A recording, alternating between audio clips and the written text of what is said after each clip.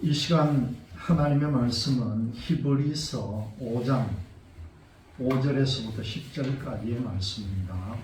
오늘의 말씀의 제목은 대제사장 예수 그리스도라는 말씀으로 여러분들과 은혜를 나누고 합니다. 오늘의 본문의 말씀 히브리서 5장 5절에서 10절의 말씀을 제가 좀 더 쉬운 성경으로 여러분에게 알려드립니다. 그리스도 역시 스스로 대제사장의 영광을 택한 것이 아니라 하나님께서 그를 선택해 주신 것입니다. 하나님께서 그에게 말씀하셨습니다. 너는 내 아들이다. 오늘 내가 너의 아버지가 되었다. 그리고 또 이렇게 말씀하십니다. 너는 멜기세덱의 계통을 따른 영원한 대제사장이다.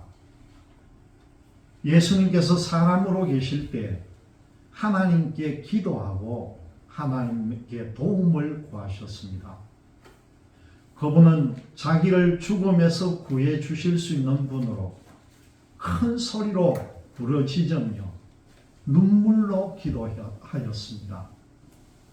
그리고는 모든 것을 하나님께 맡기고 순종하심으로 하나님의 응답을 받으셨습니다. 예수님께서는 하나님의 아들이셨지만 고난을 통해 순종하는 법을 배우셨습니다. 그래서 예수님은 우리의 완전한 대제사장이 되시고 그에게 순종하는 모든 자에게 영원한 구원을 주셨습니다. 그는 하나님에 의해 멜기세덱 계통을 따른 영원한 대제사장이 되셨습니다. 이것이 오늘 읽은 본문의 말씀입니다. 여러분, 예수님께서는 나의 죄를 용서하기 위해서 십자가에 피 흘려 죽으시고요. 나를 의롭다 하여 천국에 가게 하시려고 부활하셨다. 그렇게 말씀합니다. 여러분, 로마서 4장 25절을 보면은 예수는 우리가 범죄한 것 때문에 내 중이 되고 또한 우리를 의롭다 하시기 위하여 살아나셨느니라. 그렇게 말씀합니다. 남의 죄가 아니고 내 죄, 우리의 죄이기 때문에 예수님은 십자가에 내주셨다는 거예요. 그리고 또한 우리를 의롭다 하기 위해서 3일 만에 부활하셨다는 겁니다. 이걸 여러분들이 꼭 믿으시기를 바랍니다. 이 믿음이 없으면 아무리 우리가 믿어도 헛된 것이 되는 거예요. 그래서 여러분들은 모두가 이 부활신앙을 가져야 되는 겁니다. 그런데 이러한 내용을 히브리서는 또 어떻게 표현하고 있는가 한번 보겠습니다. 우리의 죄를 용서하시고 그렇게 말씀하는데요. 히브리서 5장 9절의 말씀을 보면은 우리를 천국에 가시려고 하는 그런 말씀이 나옵니다.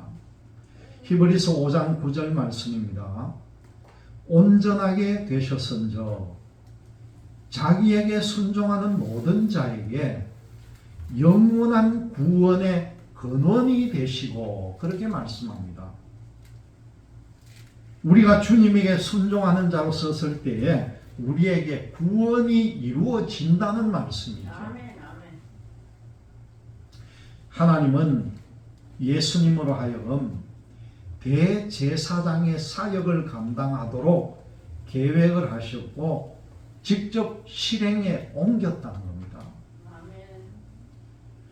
여러분, 구약의 제사에서는요, 하나님과 사람 사이에 꼭 중재자가 있어야 됩니다.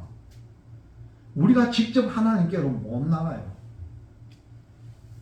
이스라엘 백성이 애굽에서 모세의 인도를 받고 출애굽을 하고 가나안 땅에 올 때까지도 그 중재자가 누굽니까? 모세잖아요. 백성들이 잘못하면 모세가 하나님께 기도하고 용서를 구했고 또 하나님이 모세를 통해서 이 백성이 어떻게 해야 된다 하는 모든 것들을 중재자를 통해서 가르쳐 줬다는 겁니다. 제사장이라고 하는 것은요, 하나님과 사람을 이어주기 위해서 제사를 지내는 중재자를 제사장이다, 그렇게 말합니다.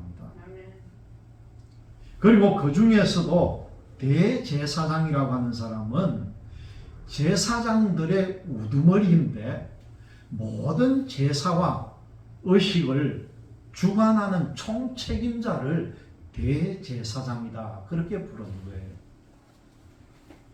특별히 1년에 한 번 있는 대속죄일이 있는데 그때는요, 오직 대제사장만 성전에 있는 지성소로 들어가게 됩니다.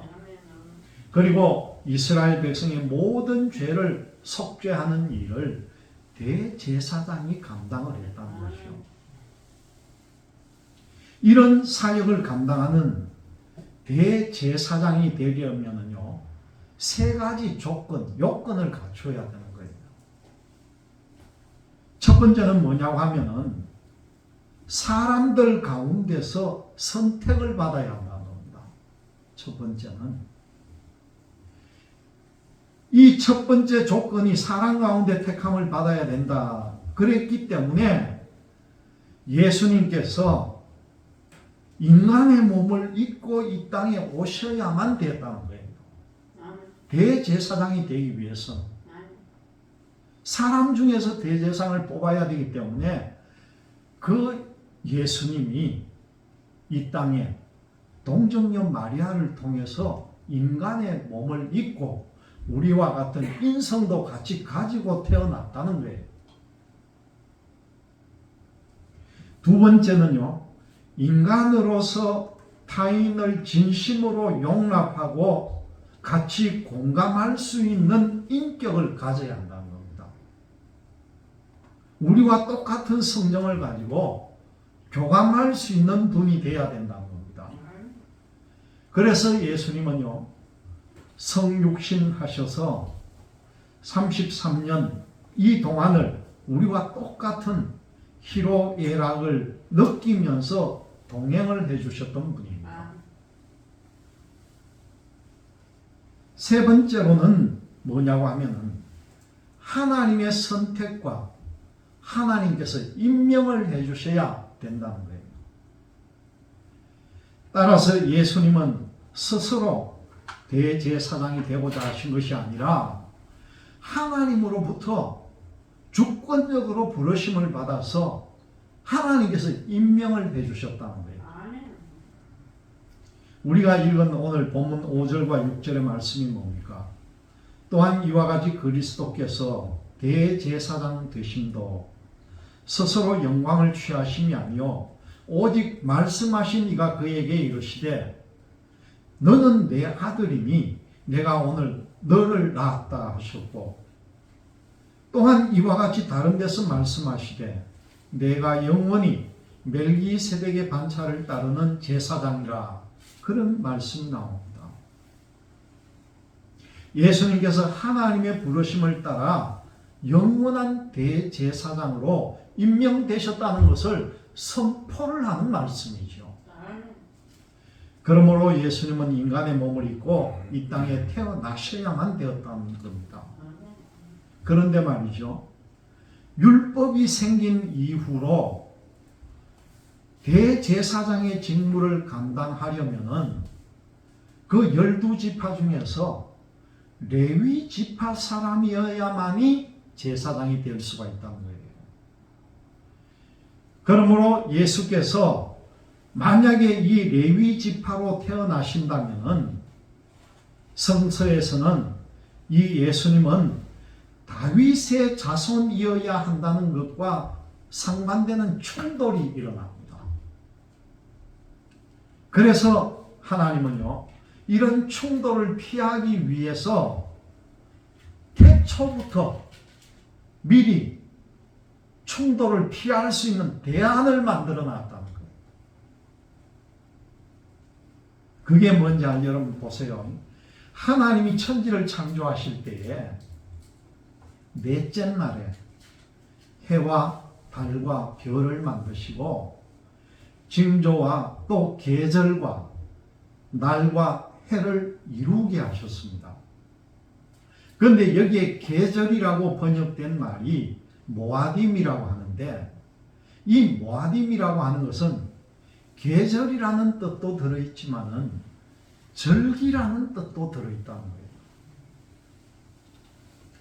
그렇기 때문에 6월절 같은 절기가 천지 창조 때 이미 확정이 되었다는 겁니다. 벌써 하나님께서 예정을 하시고 작정을 해놨다는 거예요. 예수님은 누구십니까? 하나님이 미리 말씀하신 바가 있잖아요. 시편 110편 4절을 보면요, 이런 말씀이 있습니다.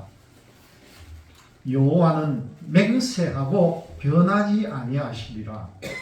이러시기를 너는 멜기세덱의 서열을 따라 영원한 제사장이라 하셨도다.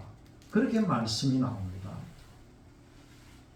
이와 같이 아론 계열의 제사장보다 훨씬 높은, 오늘 말씀 가운데 나오는 멜기세덱의 계열을 따르는 대제사장이다, 이 말이에요.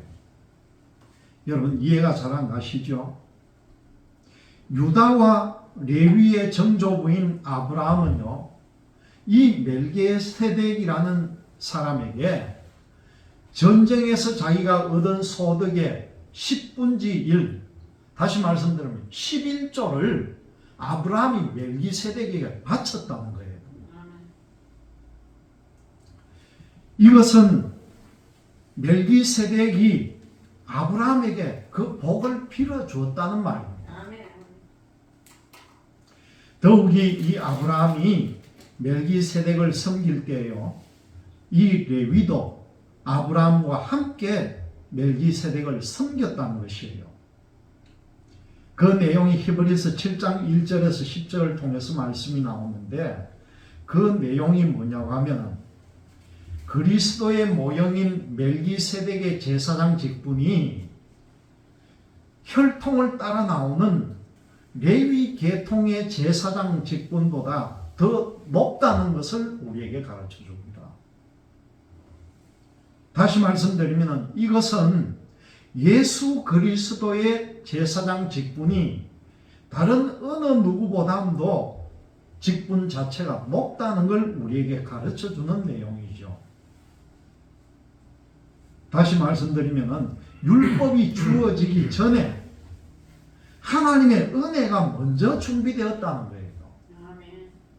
이것은 율법을 초월해서 하나님께서 우리의 죄의 문제를 해결해 주시려는 하나님의 아주 강한 의지의 선포입니다. 더 나아가서 예수님께서는 하나님의 아들로서 대제사장의 임명을 받으셨다는 거예요. 그것이 오늘 5절의 말씀이잖아요. 아론 계열의 대제사장들은 자신을 위한 속죄제를 드릴 수밖에 없는 그런 죄인들입니다. 그러나 예수님은 어떤 분입니까? 하나님의 아들로서 아무 죄가 없으신 분이잖아요. 그러한 분이 자신을 또한 온전한 제물로 드려서 율법의 요구를 완전하게 종결을 시킵니다. 그리고 어떻게 합니까?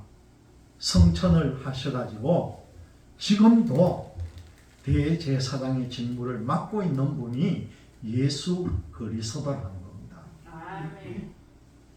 그러므로 예수님의 대제사장으로의 사역은요, 아론의 계열과는 비교가 불가능한 온전하고 영원함을 가졌다는 것을 우리가 알아야 합니다. 그런데 예수님의 대제사장 사역에서 온전함과 영원함을 강조하기 위해서 예수님은 이 신비로운 멜기세덱의 계열을 따른다는 것과 하나님의 아들이 되신다는 것을 강조하다 보면은 예수님의 신성을 강조하게 되어 있다는 거죠. 그러나 대제사장의 사역은 기본적으로 이 땅에서 필요한 사역입니다. 대제사장은 자신의 연약함을 인정하면서 또 타인을 진심으로 용납하고 공감하는 인격을 갖추어야 합니다. 그러한 까닭에 예수님은 우리처럼 육신의 연약함과 취약함에 그대로 노출이 되셨다는 거죠. 그래서 우리와 똑같은 고난과 고통을 경험하셨습니다. 사실 하나님의 아들이요 성육신한다는 그 자체가 인간의 고난에 동참하는 것이라는 것을 우리가 알아야 합니다. 아멘. 여러분, 여기서 우리가 깨달은 것이 무엇입니까? 예수님의 성육신과 고난은요 하나님으로부터 버림받은 것이 아니라는 거예요. 예수님의 고난은 우리의 연약함을 온전하게 그리고 진심으로 품기 위한 고난이었고요. 우리의 구원을 완성하기 위한 고난이었다는 것을 알아야 합니다. 히브리스의 삶의 자리도 그러합니다만 우리의 삶의 자리도 삶의 파도에 얼마나 매일 시달리는 고난의 연속입니까? 우리가 고난의 문제를 바라봄에 있어서 잊지 말아야 하는 것이 있다는 거죠. 그것은 뭡니까? 하나님의 아들이신 예수님도 고난을 당하심으로써 순종함을 배웠다는 걸 알아야 합니다. 그래서 우리를 구원하는 영원한 구원의 근원이 되셨다는 것을 알아야 하고요. 또 이와 같이 우리의 고난은 누군가를 구원하기 위한 하나님의 섭리 가운데 있다는 것도 깨달아야 한다는 것이죠. 누군가를 더 품고 공감하기 위한 고난이며 하나님의 뜻을 이루기 위한 고통이라는 것입니다. 여러분, 우리의 고난을 통해 순종하는 것 그리고 수용하고 용납하는 능력이 더 커지게 됨을 깨달아야 합니다. 그러므로 고난과 서름을 통해 도끼를 품는 것은요 예수님의 마음이 아니라는 거예요. 우리는 선한 마음을 가져야 합니다. 인내하는 힘을 가져야 되는 거죠. 그렇다면 우리와 똑같은 성정을 가지신 예수님께서 어떻게 우리의 연약함을 끝까지 품어내실 수 있었고 죽기까지 고난을 감당하면서 온전히 순종할 수 있었을까? 그걸 알아봐야죠. 여러분, 그 비결이 다른 게 아니에요. 예수님도 똑같이 통곡하며 눈물 흘리며 하나님께 기도하고 간구했다는 겁니다. 예수님도 기도하고 간구했는데 우리라고 뭐가 잘나서 기도 안 하고 간구를 안 합니까? 똑같이 기도해야죠. 오늘 말씀 7절 가운데 보니까 기도를 올리다라고 할 때 기도를 올리다 하는 이 올리다라고 하는 말 뜻이요 올리다만 있는 것이 아니라 여기에는 봉헌하다 하는 뜻이 같이 포함이 되어 있다는 거예요. 기도를 그냥 올리는 게 아니라 기도를 봉헌하는 뜻이 들어있다는 것이죠. 제사장이 드리는 속죄제를 의미하는 단어가 바로 이 기도를 올리다는 속에 포함이 됩니다.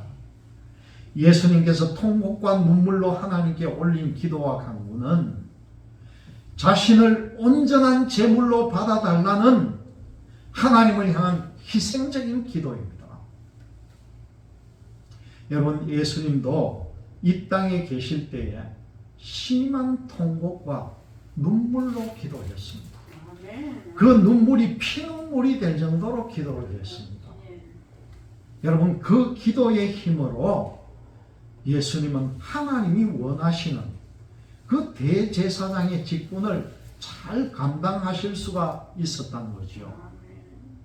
여러분, 우리도요 이 예수님을 본받아서 기도하면서 또 그 기도의 힘으로 모든 고난을 감내하며 하나님의 구원 사역에 모두 동참할 수 있는 저와 여러분들이 되시기를 주님의 이름으로 기원드립니다. 막 중앙 거리는 거죠.